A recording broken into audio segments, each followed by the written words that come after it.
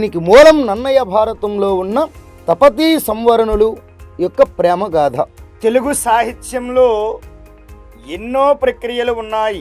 ఈ noun clause అంటే ఏంటి? A clause which does the function of a noun in order to communicate our internal feelings to others.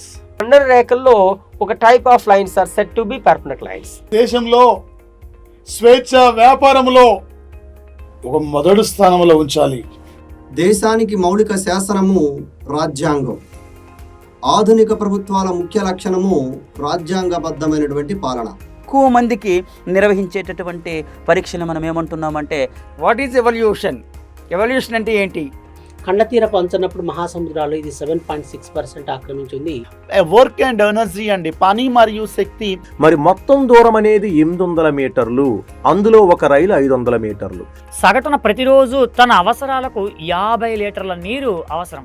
ఒక్కొక్క విషయాన్ని చర్చించుకుంటూ ఎటువంటి మార్పులు వచ్చాయనేవి కూడా చూద్దామండి. నాడుల చేత అవి ముందు మెదడు లేదా మస్తిష్కానికి టు డెవలప్మెంట్ ద చైల్డ్ అంటే శిశువును అభివృద్ధి చేయుట. ఒక అంశం నేర్చుకున్న తరువాత మాత్రమే మరొక అంశాన్ని నేర్పాలి. అలా చేస్తేనే బోధన అభ్యసనం విజయవంతం అవుతుంది అని భావించాడు.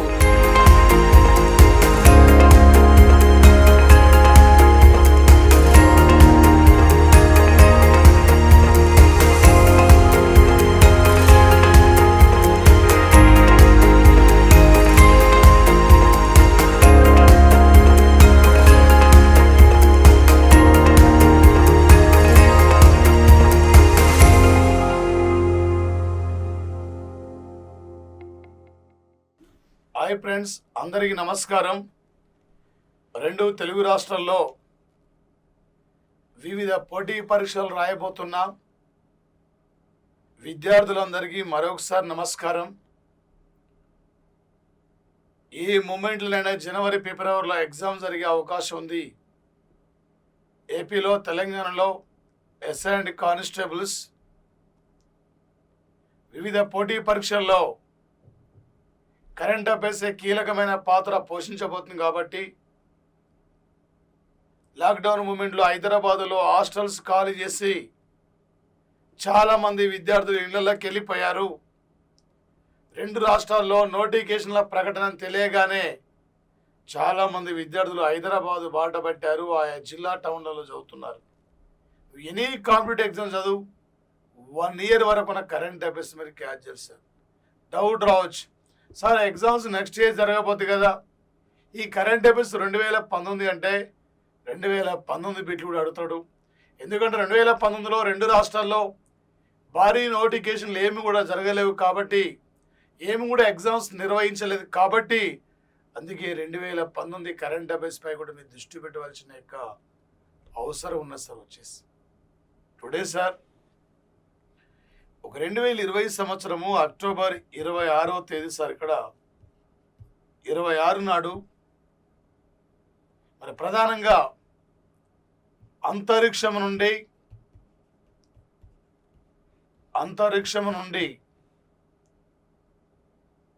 ఓటు హక్కును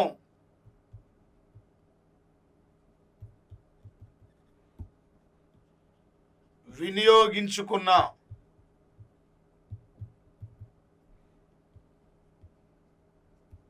అమెరికా వ్యోమగామి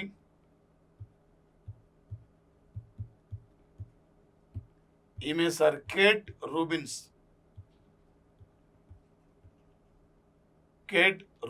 సార్.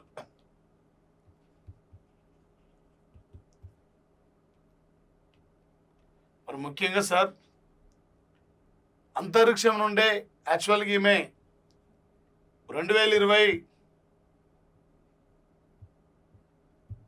జూన్ 14 నాడు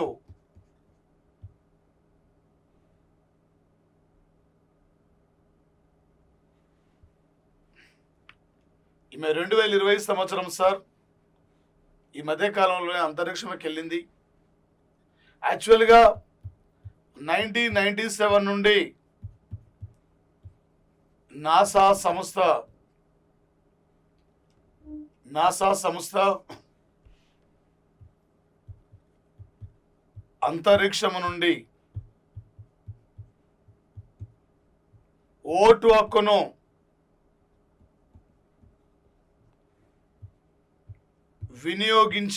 వినియోగించుకునే అవకాశాన్ని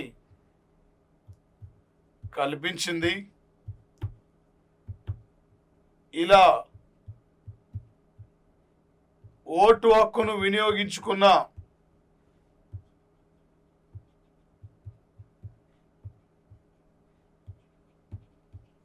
మొదటి వ్యోమగామి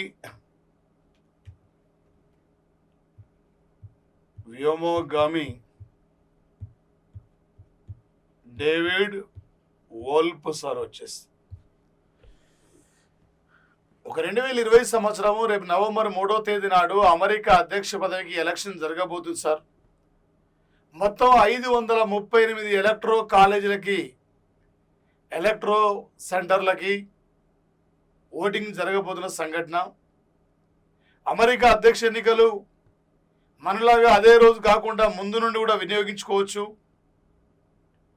ఒక అంతరిక్షంలో ఉండి ఓటు హక్కును వినియోగించుకునే విధానాన్ని 1997 నుండి నాసా సంస్థ కల్పించింది. డేవిడ్ వోల్ప్ తొలిసారిగా వినియోగించుకున్నారు. ఈరోజు అంతరిక్షంలో ఉండి ఓటు వేసిన వ్యోమగామి కేట్ రూబిన్ సార్. మరి ముఖ్యంగా సార్ అమెరికా అధ్యక్ష పదవికి 2020 సంవత్సరం నవంబర్ 3న ఎన్నికలు సార్. ఈ ఎన్నికల్లో అమెరికా అధ్యక్ష ఎన్నికల్లో రిపబ్లికన్ పార్టీ నుండి మళ్ళీ అమెరికా అధ్యక్షుడిగా పోటీలో ఉన్న వ్యక్తి Donald Trump sir. Donald Trump. అదేవిధంగా సార్ డెమోక్రటిక్ పార్టీ నుండి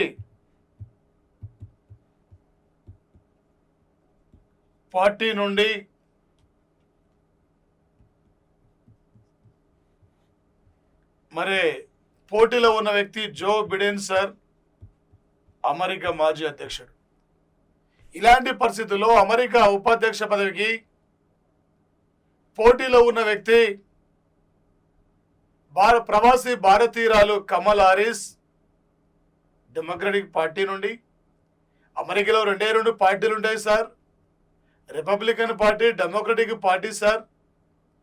Republican party symbol elephant sir, democratic party symbol గాడిద సార్. ఇలా అమెరికా అధ్యక్ష ఎన్నికలు జరుగుతున్న సందర్భంగా అమెరికా మంత్రులు మాత్రం వివిధ దేశాల పర్యటన కూడా వస్తున్న సంఘటన సార్. రేపు పోటీ పరీక్షలు అడిగితే సార్ మనకి ఎగ్జామ్లో 2020 సంవత్సరంలో అక్టోబర్ 26 నాడు అంతరిక్షంలో ఉండి ఓటుకు వినియోగించుకున్న మహిళా వ్యోమగామి పేరేమిటి, ఇలా మనకి అడిగే అవకాశం ఉంటుంది సార్. అదేవిధంగా సార్ వచ్చేసి భారతదేశం ఆల్రెడీ ఒక 2020 సంవత్సరం అక్టోబర్ 24 నాటికి ఐక్యరాజ్య సమితి ఏర్పడి 75 ఏళ్ళు కంప్లీట్ అయిన సందర్భంగా ఈరోజు 2020 అక్టోబర్ 24 యుఎన్ఓ ఏర్పడి 75 సంవత్సరాలు పూర్తి అయిన సందర్భంగా ఈరోజు 2020 సంవత్సరం అక్టోబర్ 26 నాడు 75 సంవత్సరాల యుఎన్ఓ పైన 75 సంవత్సరాల యుఎన్ఓ పైన ఒక ప్రత్యేక పోస్టల్ స్టాంపును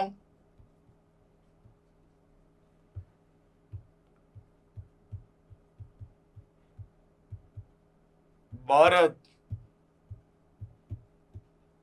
ఆవిష్కరించిన సార్ టుడే వచ్చేసి. గతంలో సార్ వివిధ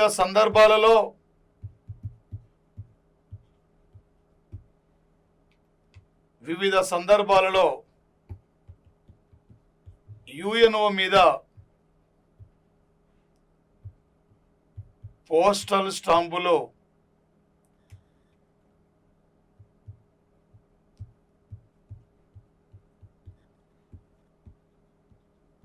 ఆవిష్కరించారు సార్. ఎప్పుడు సార్ అంటే 1954లో 9 సంవత్సరాలు అప్పుడు. అదేవిధంగా సార్ 1985లో 40 సంవత్సరాలప్పుడు.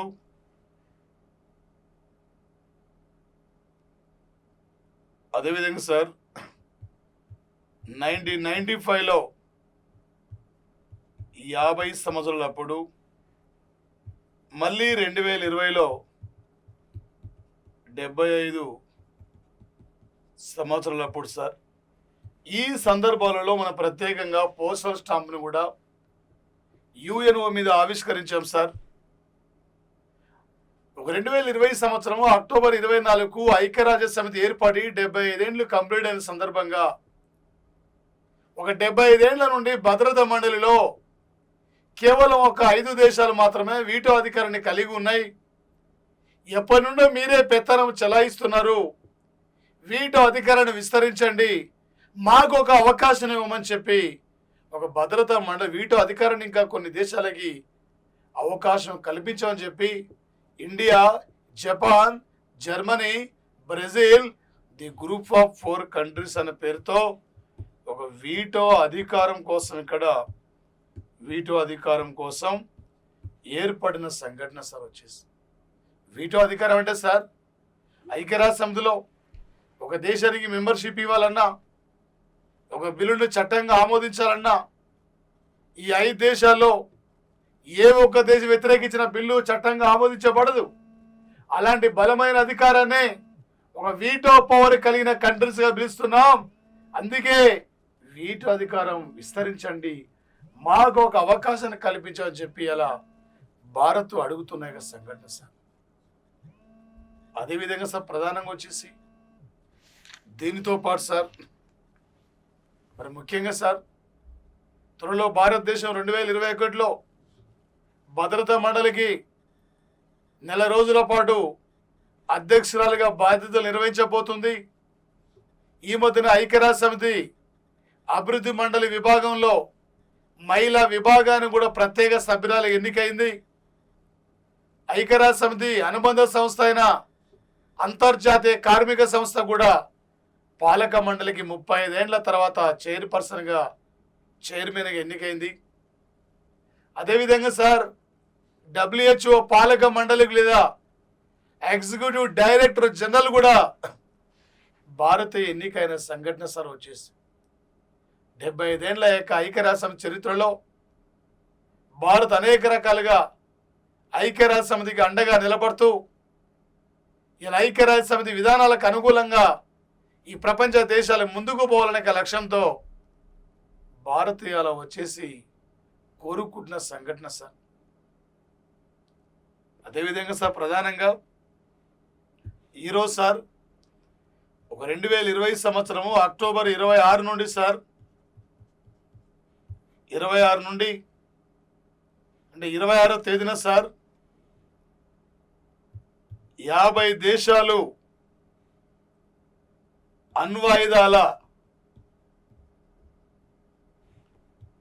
అణ్వాయుధాల నిర్మూలన పైన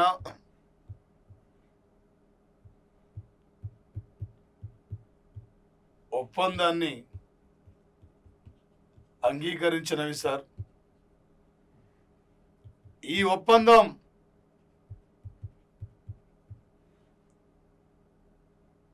2021 నుండి అమల్లోకి రాబోతుంది సార్.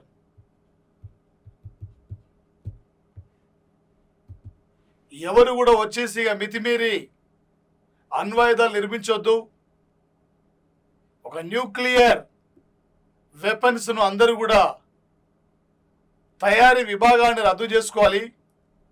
ఇలా ప్రపంచంలో ఒక దేశం మరొక దేశం పోటీపడి మిలియన్ల కొద్ది వెపన్స్ కూడా నిర్మించుకుంటున్న సందర్భం సార్. మళ్ళీ ఒక యుద్ధం అంటూ జరిగితే ఈ ప్రపంచంలో చివరికి ఎవరు కూడా మిగిలిన పరిస్థితి సార్. ఇలా అమెరికా ఒక అణ్వాయుధాల నిర్మూలనపై భారత్ను ఒత్తిడి తీసుకొస్తుంది. అయ్యా, మీరు ఎప్పుడో మిలియన్ల కొద్ది వెపన్స్ నిర్మించుకున్నారు, మేము ఇప్పుడిప్పుడే తయారులో ఉన్నాం, మీ దగ్గర ఉన్న వెపన్స్ నిర్వీర్యం చేయండి, అప్పుడే మేము కూడా సంతకం చేస్తామని చెప్పి ఆ రోజుల్లో వాజ్పేయి దాన్ని వ్యతిరేకించాడు సార్. అణ్వాయుధాల నిర్మూలనపై మన సిగ్నేచర్ చేయలే, అమెరికా మనపై ఎంత ఒత్తిడి తీసుకొచ్చినా చేయలే. కానీ ఇప్పటికీ ప్రపంచంలో ఈ రోజుకి 50 దేశాలు అణ్వాయుధాల నిర్మూలనపై ఒప్పందాన్ని అంగీకరించాయి. ఐక్యరాజ్యసమితి ఒక మెమోరాండం ఇవ్వడం జరిగింది. 2021 నుండి ఇది అమల్లోకి రాబోతున్న సంఘటన సార్. గతంలో 1988లో మూమెంట్లో ప్రచ్ఛన్న యుద్ధ కాలంలో అమెరికా, రష్యా దేశాలు అణ్వాయుధాల నిర్మూలనపై ఒప్పందాన్ని అంగీకరించాయి. ఆ ఒప్పందాన్ని 2018లో అమెరికా, రష్యాలు రద్దు చేసుకున్న సంఘటన. 2015లో వీటో అధికారం కలిగిన 5 దేశాలు, మరొకటి జర్మనీ, మరొకటి ఇరాన్ కంట్రీ 2015లో వచ్చేసి అక్కడ సార్ ఒక పౌర అణు ఒప్పందాన్ని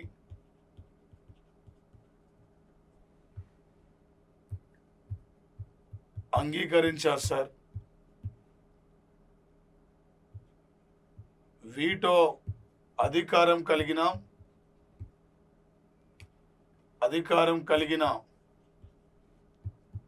5 దేశాలు,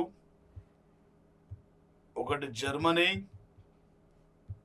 మరొకటి ఇరాన్తో సార్. ఇక్కడ మరి ఇరాన్ కంట్రీ ఈరోజు మితిమీరిన వెపన్స్ నిర్మిస్తామని చెప్పి 2018లో అమెరికా ఇరాన్ నుండి పౌర అణు ఒప్పందాన్ని కూడా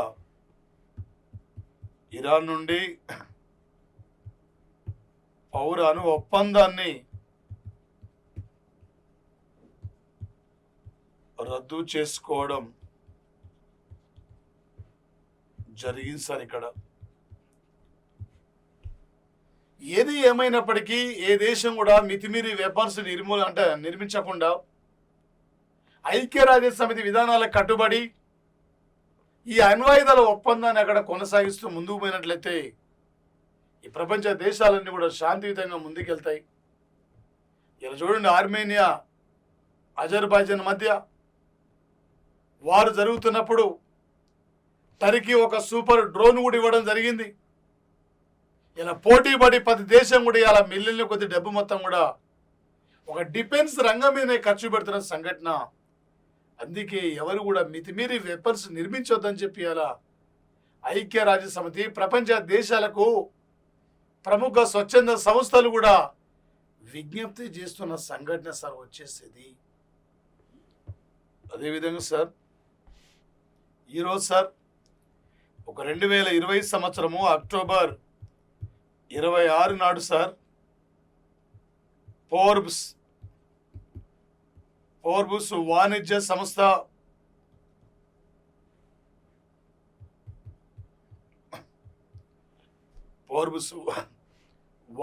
సంస్థ సార్ వరల్డ్లో ఉత్తమ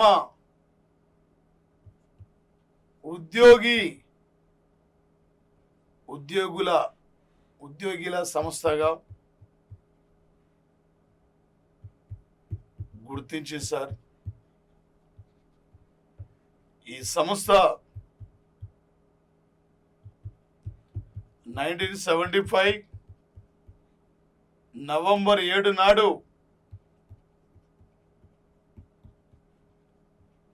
నాడు స్థాపించారు సార్. ప్రధాన కార్యాలయం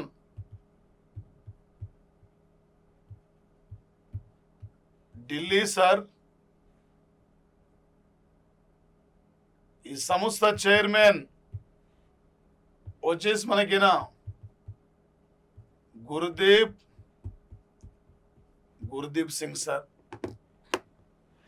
ఇలా ప్రపంచంలో వచ్చేసి ఇక్కడ సార్ బెస్ట్ ప్రభుత్వ ఉద్యోగుల సంస్థ కూడా నీతికి నిజాయితీకి ఒక పారదర్శకంగా మారుపేరుగా నిలిచిన యొక్క ప్రభుత్వ ఉద్యోగి సంస్థగా ఇలా ఎన్టీపీసీ సంస్థ అంటే గుర్తింపు పొంది సార్. ప్రపంచంలోకెల్లా ఉన్న ప్రభుత్వ ఉద్యోగి సంస్థలో ఒక బెస్ట్ పియూసీల సంస్థగా గుర్తింపు పొందిందంటే ఎన్టీపీ సార్. ఒక 2020 సంవత్సరం అక్టోబర్ 26 నాడు ఒక పోర్బు సంస్థ సార్ ఇది.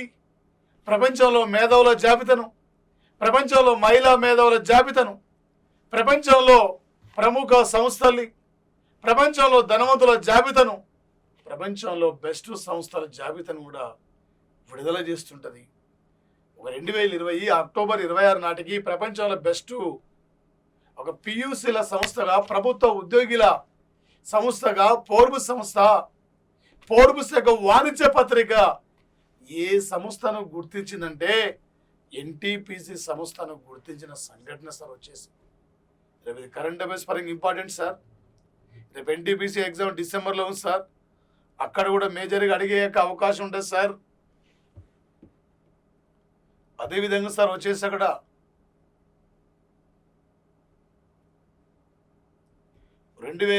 సంవత్సరము అక్టోబర్ 26 నాడు సార్ గోవా రాష్ట్రంలో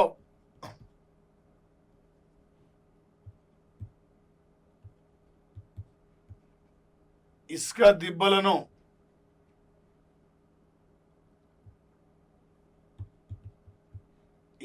దిబ్బలను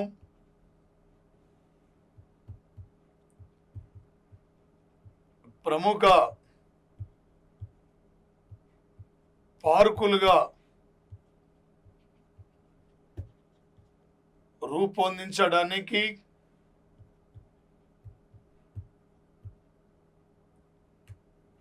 అభివృద్ధి కోసం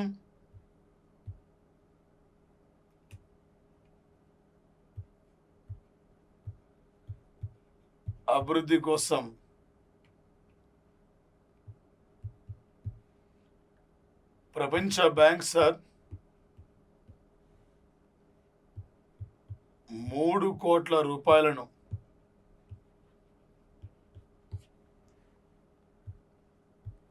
విరాళంగా ప్రకటించిన సార్ వచ్చేసి. ఒక గోవా చుట్టుపక్కల ఏరియా మొత్తం కూడా ప్రధానమైన ఇసుక దిబ్బలు ఉన్నాయి సార్. గోవాకు అనేక మంది పర్యాటకులు వస్తుంటారు. వీటి ద్వారా విదేశీయ మారక ద్రవ్యం కూడా ఆయా రాష్ట్రాలకు లభిస్తుంది. అందుకే ఈ గోవా ఇసుక దిబ్బల్ని ప్రముఖ పార్కులుగా అభివృద్ధి చేసి ఒక పర్యాటక ప్రాంతాలుగా తీర్చిదిద్దడం కోసమే ఈరోజు వరల్డ్ బ్యాంకు 3 కోట్ల రూపాయల ఎకనామికల్ సాయాన్ని కూడా ప్రకటించింది సార్. ఆర్థిక విరాళంగా రూపాయలను ఆర్థిక సాయంగా ప్రకటించింది సార్. ఆర్థిక సహాయంగా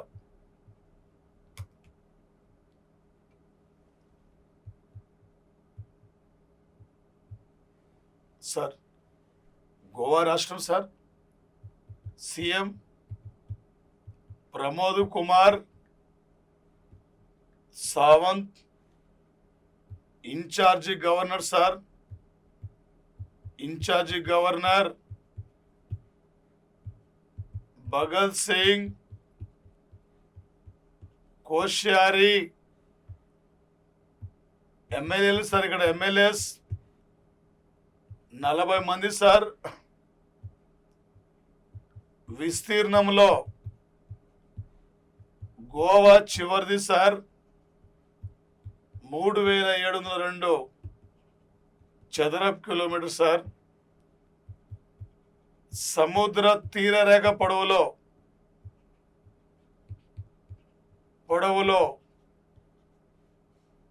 చివరిది సార్ గోవా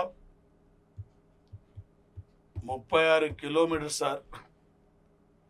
ఈ భారతదేశంలో విస్తీర్ణంలో చివరి ప్లేస్ ఉన్న రాష్ట్రం ఈ రాష్ట్రమే. సముద్ర తీరరేఖ పొడవులో చివరి ప్లేస్ ఉంది ఈ రాష్ట్రమే. గోవా సముద్ర తీరేగ పొడవు 36 కిలోమీటర్లే. మన ఫ్రాన్స్ నుండి 36 రఫేల్ యుద్ధ విమానాల కొనుగోలు కోసం ఒప్పందాన్ని అంగీకరించాం. ఆల్రెడీ 5 వచ్చినాయి. ఈ దేశంలో విస్తీర్ణంలో చివరి ప్లేస్ ఉన్న రాష్ట్రం గోవా సార్. 3200 చదరపు కిలోమీటర్లు. ప్రపంచంలో వాటికన్ సిటీ విస్తీర్ణంలో చివరిది ఇండియాలో గోవా సార్. గోవా విస్తీర్ణం 3702 చదరపు కిలోమీటర్లు. ఇండియా ఎయిడ్స్లో థర్డ్ ఉంది, విస్తీర్ణంలో 7వ స్థానం ఉంది. సున్నను కనిపెట్టిన దేశం ఇండియా, జనాభాలో 2వ స్థానం ఉంది. ఓకే, 370. ఉత్తరాఖండ్ అసెంబ్లీ స్థానాలు 70, ఢిల్లీ అసెంబ్లీ స్థానాలు 70, 370 ఉంది. 370 ఆర్టికల్ రద్దు 2019 ఆగస్టు 5 నాడు సార్. దేశ ఎగ్జాంపుల్ ఏమంటాడు సార్ అంటే, ఒక ప్రపంచ బ్యాంకు భారతదేశంలో ఏ రాష్ట్రంలో ఇసుక దిబ్బల ప్రముఖ పార్కులుగా పర్యాటక ప్రాంతాలుగా రూపొందించడానికి 3 కోట్ల సాయాన్ని ప్రకటించిందంటే గోవా తీసుకోవాలి సార్. ప్రపంచ బ్యాంక్ సార్ ఇది. ఏ దేశం అభివృద్ధిలో వెనుకబడతనంలో ఉంది, ఏ దేశం ముందుకు రాలేకపోతుంది, ఆయా దేశాల్లో ఉన్న పేదరిక నిర్మూలన కోసం, ఆయా దేశాల్లో భారీ కీలకమైన ప్రాజెక్టుల నిర్మాణానికి ఎకనామికలీ సపోర్ట్ అందిస్తుంది sir world bank. David R Palmas today world bank యొక్క చైర్మన్ సార్, అధ్యక్షుడు. అదేవిధంగా సార్ 2020 సంవత్సరము అక్టోబర్ 26 నాడు సార్ ఇక్కడ బంగ్లాదేశ్ ప్రభుత్వం సార్ కరోనా విపరీతమైన కేసుల నేపథ్యంలో నో మాస్క్ నో సర్వీస్ కార్యక్రమాన్ని ప్రారంభించారు సార్. ఇక్కడ ఏంటి సార్ అంటే ప్రధానంగా బంగ్లాదేశ్ సార్ ఇది 1971లో ఒక ప్రజాస్వామ్య దేశం ఏర్పడింది. రేపు 2021కి బంగ్లా ఒక ప్రజాస్వామ్య దేశం ఏర్పడి 50 ఏళ్ళు కూడా కంప్లీట్ కాబోతున్న తరుణం. బంగ్లా జాతిపితే షేక్ ముజిబుర్ రెహమాన్ ఒక ఇందిరాగాంధీ నాయకత్వంలో బంగ్లా ఒక ప్రజాస్వామ్య దేశం ఏర్పడింది సార్. మనం బంగ్లా కలిసి ఆపరేషన్ బొంగో సాగర్ పేరుతోనే న్యావీ విన్యాసాలు నిర్వహించుకున్నాం సార్. నాటి నుండి నేటి వరకు బంగ్లాదేశ్కి అనేక రకాలుగా ఇండియా సపోర్ట్ అందిస్తున్న సంఘటన సార్. ఈరోజు బంగ్లాదేశ్లో విపరీతమైన కరోనా కేసుల నేపథ్యంలో ఎవరైతే మాస్క్ పెట్టుకోరో వాళ్ళకి ఎలాంటి సర్వీసులు ఉండవని చెప్పి, ఎలాంటి సేవలు కూడా చేయమని చెప్పి ఇలా కఠిన నిర్ణయాలతో బంగ్లా నిర్ణయం తీసుకుంది. కోవిడ్ యొక్క వ్యాధి నిర్మూలన పైన ప్రతి ఒక్కరు ప్రజలకు అవగాహన కల్పించాలి, ప్రతి ఒక్కరూ మాస్క్ ధరించాలని చెప్పి ఈ కార్యక్రమాన్ని ప్రత్యేకంగా ఇంట్రడ్యూస్ చేసిన సంఘటన సార్ వచ్చేసి. అదేవిధంగా సార్ వచ్చేసి ఇక్కడ భూటాన్ కంట్రీ సార్ ఒక 2020 సంవత్సరము అక్టోబర్ సార్ ఇక్కడ 26 నాడు సార్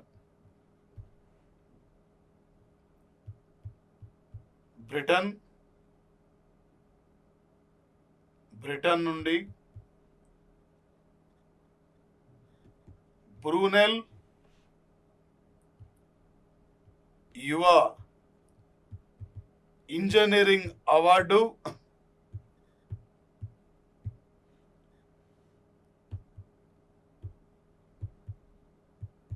భూటాన్లో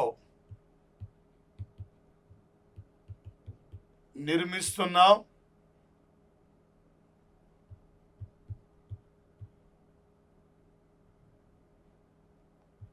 మాంగ్దేచు ప్రాజెక్టుకు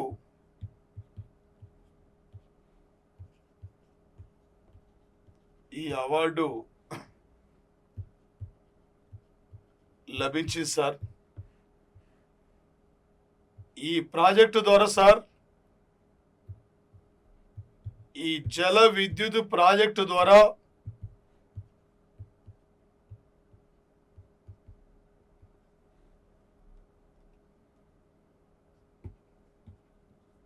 ఈ జల విద్యుత్ ప్రాజెక్టు ద్వారా 750 మెగావాట్ల జల విద్యుత్ ఉత్పత్తి భారత్ నిర్మిస్తుంది. ఈ ప్రాజెక్టును సార్ 4,500 కోట్లు సార్.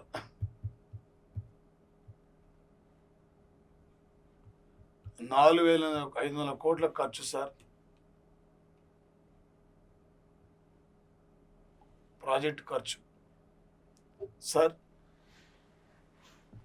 ఒక నరేంద్ర మోడీ దేశ ప్రధానిగా ఎన్నికైన తర్వాత 2014 జూన్ 15, 16 నాడు ఈయన సందర్శించిన మొట్టమొదటి కంట్రీ కూడా భూటాన్ కంట్రీ సార్. జూన్ 16 నాడు భూటాన్లో 2014లో భారత సహకారంతో నిర్మించిన సుప్రీంకోర్టు భవనాన్ని ప్రారంభించారు. 2019 ఆగస్టు 18 నుండి 21 వరకు భూటాన్ దేశాన్ని పర్యటించి ఇస్రో సహకారంతో నిర్మించిన ఎర్త్ అబ్జర్వేషన్ సెంటర్ని కూడా మోడీ ప్రారంభించారు. ఇప్పటివరకు ఈయన ప్రధానమంత్రి హోదాలో భూటాను 2 సార్లు సందర్శించారు. The land of the thunderbolt country sir. ప్రపంచంలో అత్యధికంగా పిడుగుల ప్రమాదానికి గురవుతున్న కంట్రీ భూటాన్ సార్. ఈ భారతదేశానికి అత్యధికంగా జల విద్యుత్ శక్తి ఏ దేశం నుండి దిగుమతి అవుతుందంటే భూటాన్ నుండి దిగుమతి అవుతుంది సార్. ఈ 2015 ఏపీ గ్రూప్ 2 యొక్క మెయిన్స్ బిడ్ సార్. అదేవిధంగా సార్ ఒక భూటాన్లో భారత సహకారంతో నిర్మిస్తున్న మాంగ్దేచు జల విద్యుత్ ప్రాజెక్టు, ఈ ప్రాజెక్టు త్వరితగతిన నిర్మాణం కూడా పూర్తి చేసుకోబోతుంది. ఈ ప్రాజెక్టు యొక్క నాణ్యత, ఈ ప్రాజెక్ట్ యొక్క అంశాలపైన గమనించి ఒక బ్రిటన్ నుండి బ్రూనెల్ యువ ఇంజనీరింగ్ అవార్డు కూడా ఈ ప్రాజెక్టుకు లభించింది సార్. సుమారు 4,500 కోట్ల ఖర్చుతో ఈ ప్రాజెక్టు నిర్మాణం కూడా జరుగుతున్న సంఘటన సార్. వచ్చేసి పోటీ పరీక్షలు అడుగుతాడు సార్. భారత ఏ దేశం సహకారంతో భూటాన్లో మాంగ్దేచు జల విద్యుత్ ప్రాజెక్టు నిర్మాణం జరుగుతుంది. ఈ మధ్యనే బ్రిటన్ యొక్క బ్రూనెల్ యువ ఇంజనీరింగ్ అవార్డు భూటాన్లో ఏ ప్రాజెక్టుకు లభించింది. ఈ టైపుల ఎగ్జామ్లు అడిగే అవకాశం ఉంటుంది సార్.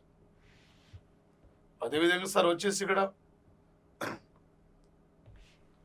ఒక 2020 సంవత్సరము అక్టోబర్ 26 నాడు ప్యారిస్లో నిర్వహించిన ఫైనాన్షియల్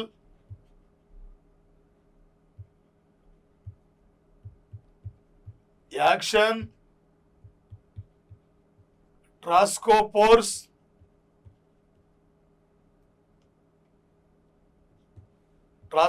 సంస్థ సమావేశంలో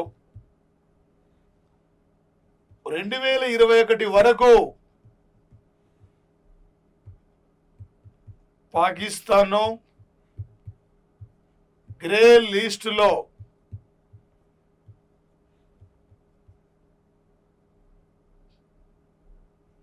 కొనసాగుతుంది అని ఒక ప్రకటన చేయడం జరిగింది సార్. ఇక్కడ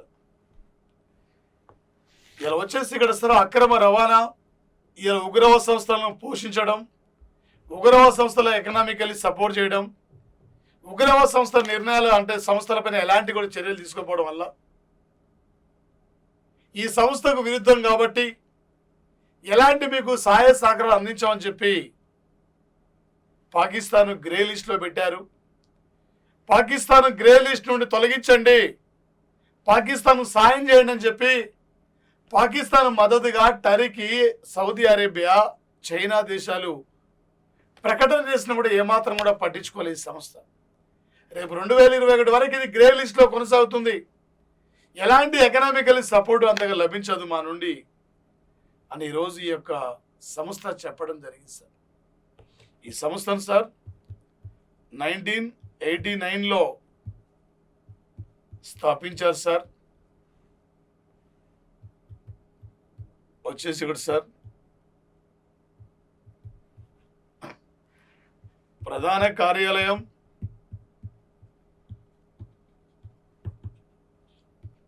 ప్యారిస్ నగరం సార్. సుమారు ఈ సంస్థలో సార్ 37 పైగా సభ్య దేశాలు ఉన్నవి సార్. ఈ మధ్యనే 2 దేశాలు కూడా చేరడానికి నిర్ణయించుకున్నాయి సార్. అవి వస్తే 39 అయితే సార్.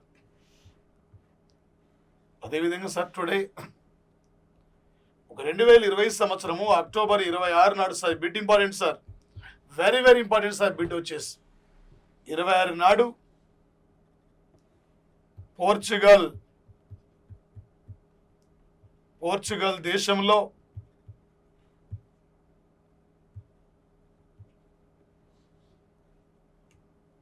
పోర్చుగల్ దేశంలో sir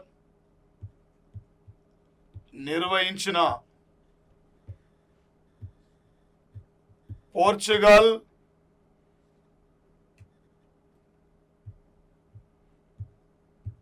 formula 1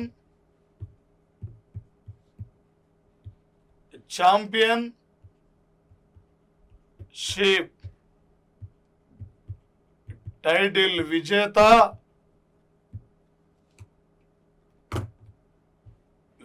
sir Lewis Hamilton. ఈ టైటిల్ విజేత మొత్తం 92 టైటిల్ సార్. ఈ సంవత్సరంలో సార్ అక్కడ ఈ సంవత్సరంలో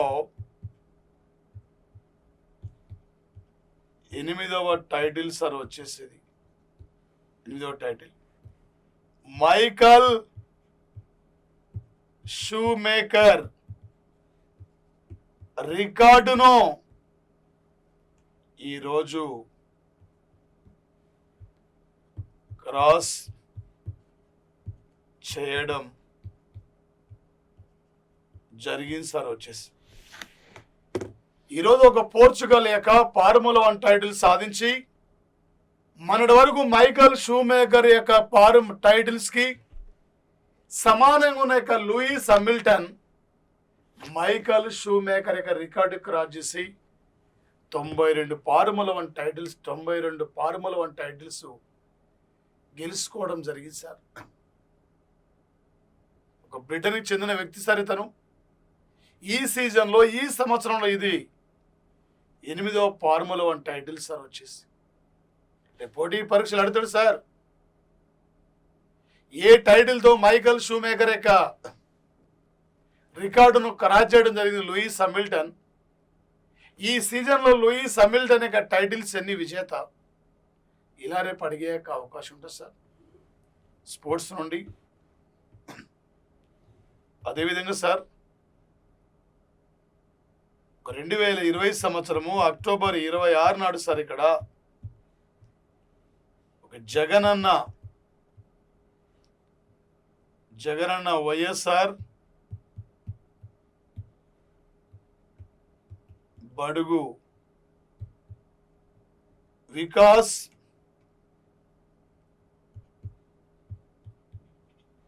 కార్యక్రమాన్ని ముఖ్యమంత్రి కార్యాలయంలో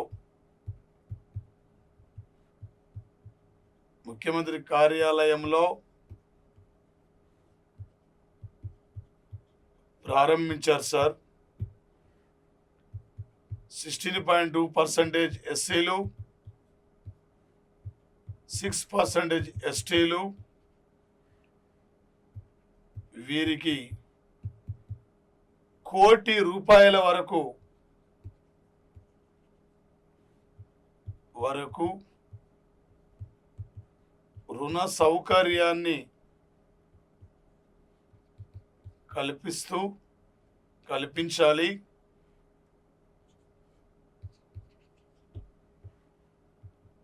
ఈ కార్యక్రమం ద్వారా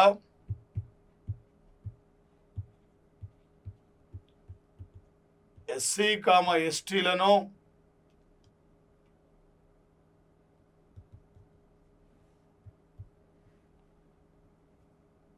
పారిశ్రామికవేత్తలుగా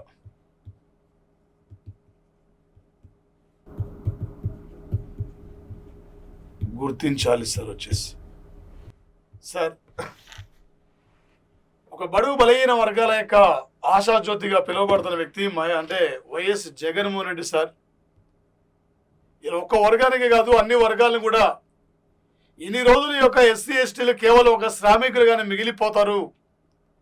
ఎన్ని రోజులు కర్మాగారంలో ఒక కార్మికులుగా నగిలిపోతారు.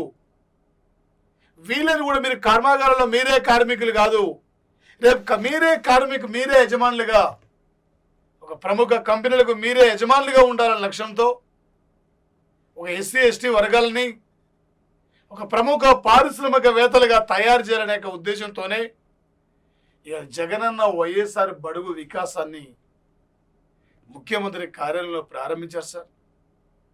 త్వరితగతిన వీళ్ళకి భూములు కేటాయించి వీళ్ళకి ఏ పరిశ్రమలు ఏర్పాటు ఆ పరిశ్రమలు త్వరితగతిన అనుమతులు ఇచ్చి ఆ పరిశ్రమల ఏర్పాటుకి కావలసిన రుణ సౌకర్యాన్ని కూడా కల్పించి ఒక ప్రముఖ పారిశ్రామికవేత్తలుగా తయారు చేయడమే ప్రధానమైన ఎజెండా అని చెప్పి ఈ కార్యక్రమాన్ని ఈరోజు ముఖ్యమంత్రి ప్రారంభించిన సంఘటన సార్ వచ్చేసి. లాటో డైలీ కరెంట్ అఫైర్స్ను షేర్ చేయండి, సబ్స్క్రైబ్ చేసుకోండి, మీ ఫ్రెండ్స్ అందరికీ షేర్ చేయండి. ఒక ప్రత్యేకమైన టైం కేటాయించండి, ఒక నోట్స్ని ప్రిపేర్ చేసుకోండి. ఎందుకంటే ఈ సమయం తిరిగి రా సార్. ఇంత అవకాశం వల్ల మీకు ఎప్పుడు రా సార్. ఈ అవకాశాన్ని బాగా వినియోగించుకోండి. Thank you guys, thank you, all the best. Thank you sir, thank you.